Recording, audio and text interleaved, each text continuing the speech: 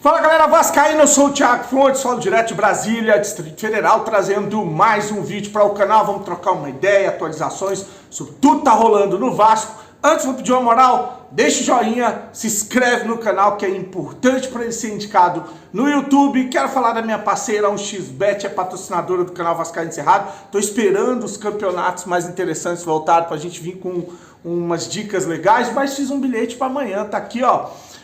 Em campeonato português amanhã, feriadão, mas lá em Portugal vai estar rolando futebol, Benfica e Chaves, feriado no Brasil, tá? Vitória do Benfica, o Chaves é o lanterna da competição, a Estrela, Amadora e Sporting, eu coloquei aqui que vai sair mais 2 gols no jogo, se sair 2 a gente não perde nem vence, e se sair mais 2, 3, 4 a gente bate o bilhete, tá?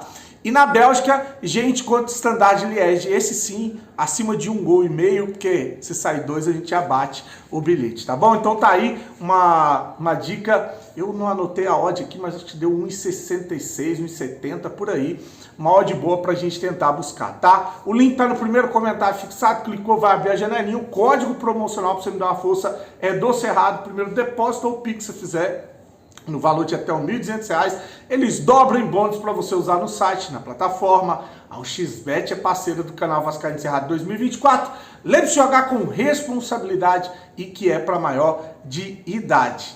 Bom, vou começar aqui com uma informação do GE que tem a ver com a entrevista coletiva do Pedrinho ontem ainda, né? Muita repercussão, mas para finalizar esse assunto, tá aí, o Pedrinho ele abriu mão de uma dívida com o Vasco depois de ter tomado posse como presidente. Então tá aí, o Pedrinho abriu mão de uma dívida com o Vasco Associativo depois de se tornar presidente do Vasco. Ele chegou a falar isso na coletiva ontem.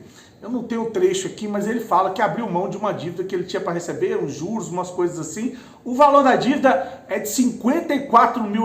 Olha, eu vou te falar uma coisa. Isso é uma coisa pessoal, minha opinião. Eu gostaria de ouvir a sua.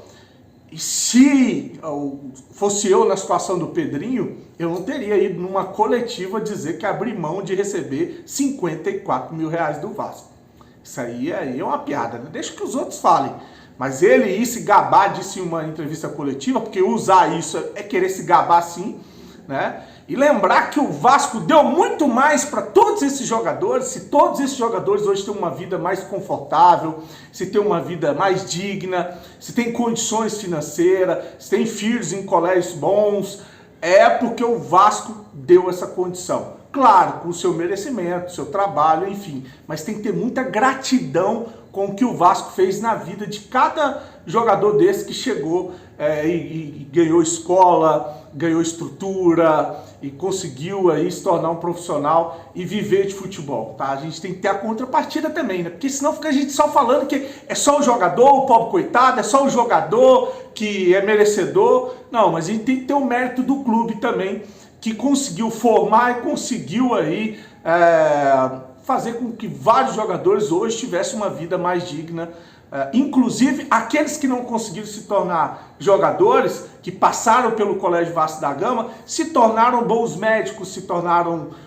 engenheiros, professores, enfim, foram para outras profissões, tiveram a oportunidade disso graças à instituição, ao Vasco da Gama, tá? Então tá aí essa situação. Falando em abrir mão de dívida, o Fernando Praz teve uma entrevista com o Benja, né, e ele falou que o Benja perguntou se o Vasco ainda devia dinheiro para ele, ele disse que o Vasco pagou dinheiro a mais para ele. O Vasco devia 20 parcelas, ele não revelou qual o valor, e pagou 21 parcelas para ele, tá? 21, e ele devolveu uma parcela. Foi tanta confusão que fizeram, que deram uma parcela a mais, depois ele informou o Vasco, ele devolveu a parcela, e quando deram o número da conta para ele devolver essa parcela, o número da conta nem era do Vasco, era do Instituto Pro Criança Cardíaca. Ele chegou a falar, deixa o dinheiro lá, já que mandou errado, deixa que são crianças que precisam. Então vou deixar esse trecho que eu achei curioso aí, o Fernando Praz com o Benja. Tem dinheiro para receber do Vasco ainda ou não? Tem até pagaram até uma a mais.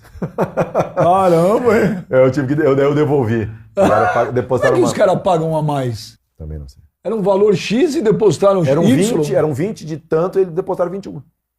É desorganização, né, Benja? Desorganização, Que amadorismo. louco que é o Vasco, né? Ou não E aí, paga ou e, aí paga eu, mais. e aí eu me lembro que eu liguei pro meu advogado e falei, ó, aconteceu isso. Ele falou, vou falar com os caras. Eu falei, não, mas manda um documento, eles dizendo que eu devolvi o dinheiro, né? Porque vai que depois eu devolvo e o dinheiro some. Então, aí eu devolvi e ainda foi pra conta errada, mandaram a conta errada, mandaram... Aí eu lembro que depois do treino, que eu devolvi o dinheiro, o cara falou, tinha um monte de mensagem no meu celular dizendo que passaram a conta errada. Aí eu fui atrás, daí tinha ido pro Instituto Pro Criança Cardíaca. Eu falei, deixa lá, né? Bom, o site Gual trouxe uma informação que o Vasco estuda a contratação de um português, o Adma Lopes, para ser o diretor executivo da SAF, né? O Adma é diretor esportivo do Bordeaux, da França, e a diretoria da 777 já teria entrado em contato com a staff, entrou em contato com a staff do português, tá? Então, o Adma, que trabalhou no Boa Vista de Portugal, no Porto, no Mônaco e no Lille, tá trabalhando no Bordeaux e pode ser aí o próximo diretor executivo do Vasco. Vamos aguardar para ver se a informação procede, mas o Vasco continua no mercado atrás desse fantoche, desse executivo que vai fazer um papel fictício no Vasco, né? Como eu falei, quem manda é a 777, são os scouts, quem define se vai contratar ou não são eles, né? E para finalizar o vídeo, vou trazer uma informação, né? Inclusive foi dada pelo Lucas Pedrosa. O atacante Rossi pediu para sair do Vasco. Ele tinha falado, lembra que o Rossi, quando foi contratado, que desembarcou no aeroporto, falou que veio para o Vasco para ser protagonista. Acho que não foi nem, acho que no aeroporto, não sei se foi no aeroporto ou se foi numa zona mista depois de um jogo. Ele falou que veio para o Vasco para ser protagonista, com respeito aos profissionais, ele veio para ser titular e não para ficar na reserva, só que ele não é um jogador titular. E pediu para sair, conversou com a comissão técnica do Vasco e a diretoria e deve estar acertando com o Santos. É isso. Ele vai jogar no time da Vila, vai jogar a Série B. O fato curioso é que quando o Santos caiu para a segunda divisão e o Vasco ficou, ele zoou o Santos lá, o Soteldo, né, que subiu na bola para fazer graça com o Vasco, zoou o Soteldo e o Santos com a queda para a segunda divisão e vai justamente jogar pelo Santos a Série B. Então tá aí o Soteldo, ele deve acertar com o Santos a partir de segunda-feira, porque a janela abre no dia 1º e vai até o dia 19, aquela janela que eu falei doméstica, que é para os times de Série A e Série B, e alguns outros jogadores devem sair do Vasco também. Tem a situação do Serginho, que foi procurado por times da Série A e da Série B, tem a situação do Michael, que teve uma proposta do Vitória, o Vitória ainda não desistiu da contratação do Michael, tem o questionado Praxedes, mas esse daí, o Ramon Dias tem um caso de amor com esse cara, que gosta pra caramba do Praxedes. E o De Lucas, que veio do Bahia, se lesionou, acabou não jogando, teve pouquíssimas oportunidades, que também pode estar saindo do Vasco. Então, essa janela de 1º a 19, o Vasco não só deve ir no mercado atrás de um volante, um meia, um atacante, e são os refugos, né? Porque são jogadores que não têm espaço nos seus times, ou jogadores que se destacaram nos estaduais. Como também deve perder jogadores ou negociar jogadores para dar uma enxugada nessa folha, uma enxugada no elenco que acabou ficando grande. Muita contratação dá nisso, né? Se você vai no mercado para trazer jogadores titulares ou para serem titulares, ou com um perfil de jogador titular, né, e não um jogador que nem está sendo utilizado, a chance de você errar ela é menor, né? Se você vai cirurgicamente, esse papo eu ouvi muito, né? Ouvi muito. Agora o Vasco tem um elenco formado, porque quando subiu da Série B para a Série A, a gente tinha um time de Série B, eu vi o Paulo Brax falar isso de novo numa entrevista. A gente tinha um time de Série B, teve que mudar o time todinho, contratar um time inteirinho. Agora não, agora o Vasco só vai no mercado pontualmente trazer alguns jogadores. Eu só vi isso acontecer nas vésperas de uma eleição, na janela passada, que aí eles foram buscar o Verrete, o Payet, o Medel, lá o Ramon Dias. Só ali que eu vi o Vasco ir ao mercado